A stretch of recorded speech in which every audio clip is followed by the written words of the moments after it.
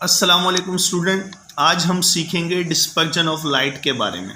Light का disperse होना, इसका क्या मतलब होता है? इसका मतलब होता है रोशनी का टूटना। जो सफ़ेद जो लाइट होती है वो 7 रंगों की बनी हुई है, तो इसके 7 रंगों में बिखरने के अमल को डिस्पर्जन ऑफ लाइट कहते हैं। जैसे रेनबो बनता है आसमान में, हमें रोशनी की वजह से 7 रंग जो दिखाई देते हैं, वो क्या होता है? रोशनी जो है बारिश के छोटे छोटे से ड्रॉपलेट जो होते हैं, छोटे छोटे कतरे होते हैं, उनमें से गुजर कर 7 रंगों में टूटती है।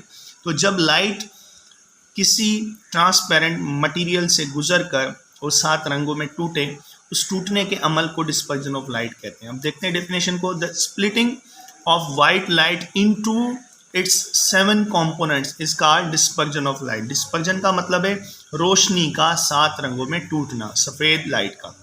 या ये भी डेफिनेशन आती है, to break white light into pieces is called dispersion of light. White light अपने ही टुकड़ों में जो है टूटती है, 7 रंगों में टूटती है, उसी अमल को डिस्पर्जन ऑफ लाइट कह रहे हैं। यहाँ पर बताया गया है white light is made of 7 colours. 7 रंगों की बनी हुई है वाइट लाइट, जैसे कि red, orange, yellow, green, blue, indigo, violet.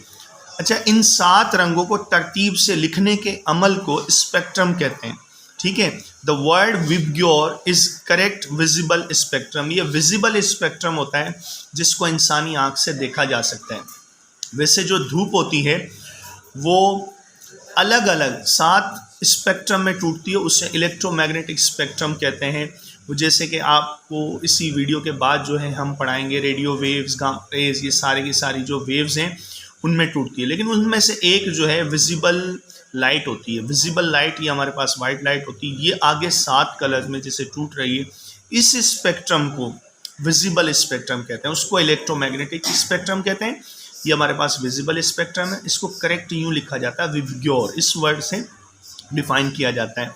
VIBGYOR जो है ये वायलेट को इंडिकेट कर रहा है, और ये जो यहाँ पर जो सेकेंड लेटर है आई, ये यहाँ पर Indigo, blue, green, yellow, orange, red, इस तरह से इस तरतीब से लिखा जाता है। The arrangement of these 7 colours is called visible spectrum. जैसे हमारे पास एग्जाम्पल है, ये एक प्रिज्म है। प्रिज्म क्या होता है? एक ट्रांसपेरेंट 3 कोने वाला मटेरियल। ट्रांसपेरेंट उसे कहते हैं जिसमें से रोशनी गुजर जाती है। अब ये एक प्रिज्म का टुकड़ा है, इसमें से ये वाइट लाइट आई। वाइट लाइट जब बाहर होती है उसकी रफ्तार ज़्यादा होती है, जैसे ही प्रिज्म में इंटर हुई ये बैंड हो जाती है टुवर्ड्स नॉर्मल लाइन। इसको रिफ्रैक्शन कहते हैं। जब ये प्रिज्म में जाती है इस अमल को रिफ्रैक्शन कहेंगे। और उसके बाद प्रिज्म के अंदर जब मौजूद होती है लाइट, उसकी लेस स्पीड होती है, कम एज कम्पेयर टू आउटसाइड। उसके बाद जब ये प्रिज्म से बाहर निकलती है, इसको यहाँ पर डिस्पर्जन कह रहे हैं। 7 रंगों में टूट रही है, red, orange, yellow, green, blue, indigo and violet. 7 रंगों में लाइट टूट जाती है। इस अमल को हम जो है कह रहे हैं डिस्पर्जन ऑफ लाइट। अच्छा, प्रिज्म क्या है इसको देख लेते हैं। Prism it is transparent material which refract the light and having triangular shape. इसका ट्रायंगुलर शेप होता है, ये जो है लाइट को रिफ्रैक्ट करता है। अब थोड़ा सा देख लेते हैं इनकी फ्रीक्वेंसी और वेवलेंथ के हिसाब से। Frequency and wavelength for visible spectrum. जो रेड लाइट होती है उसकी वेवलेंथ आप खुद देखें बहुत ज़्यादा लॉन्गेस्ट है, लॉन्गेस्ट वेवलेंथ, तो शॉर्टेस्ट फ्रीक्वेंसी होगी। वेवलेंथ क्या होती है? वेव की लेंथ को वेवलेंथ कहते हैं। मिसाल के तौर पर एक वेव होती है कंप्लीट वेव, इसको हम कंप्लीट साइकिल या कंप्लीट वेव कहेंगे। इसकी जो लंबाई होती है इसको वेव लेंथ कहा जाता है। The length of wave is known as wavelength. तो ये जो वेव बन रही है ये बहुत ज़्यादा बड़ी वेव बन रही है। तो रेड लाइट के पास लॉन्गेस्ट वेवलेंथ होती है, शॉर्टेस्ट फ्रीक्वेंसी होती है, number of wave in 1 second. इसमें जो है 1 सेकेंड में बहुत ही कम वेव बनती है। इस तरह से ऑरेंज जो है उसकी वेवलेंथ थोड़ी और जो है कम हो जाती है, येलो और कम, इस तरह से लास्ट में आते हैं वॉयलेट पे। वॉयलेट की जो वेवलेंथ है शॉर्टेस्ट वेवलेंथ होती है, क्योंकि इसकी वेव इस तरह से बन रही है बिल्कुल थोड़ी सी जगह में, शॉर्टेस्ट। अब देखो इसकी लंबाई बहुत कम है, और जो हमारे पास रेड लाइट थी उसकी लंबाई बहुत ज़्यादा है वेव की, तो इसकी वेव जो है वो शॉर्टेस्ट होती है और फ्रीक्वेंसी हाई होती है, क्योंकि 1 सेकंड में इसके बहुत ज़्यादा चक्कर कट गए जबकि उसके बहुत कम चक्कर कटे हैं। अब यहाँ पर अगर हम इसकी लंबाई को देखें, वेवलेंथ को देखें, वेवलेंथ को लैम्डा से डिनोट किया जाता है, नैनोमीटर में हम लिख रहे हैं।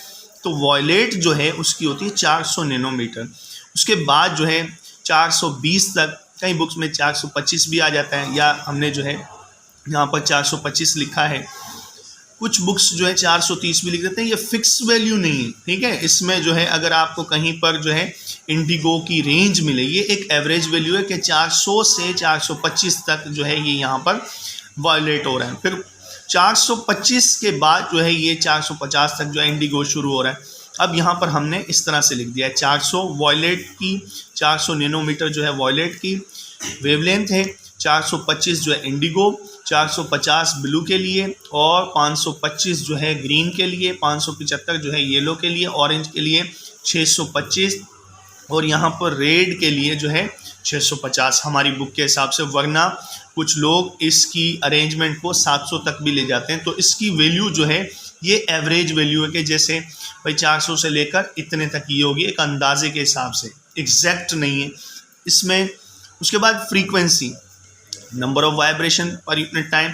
अब यहाँ पर फ्रीक्वेंसी जो है इसकी नंबर ऑफ वाइब्रेशन 1 सेकंड में बहुत कम होती है रेड लाइट की।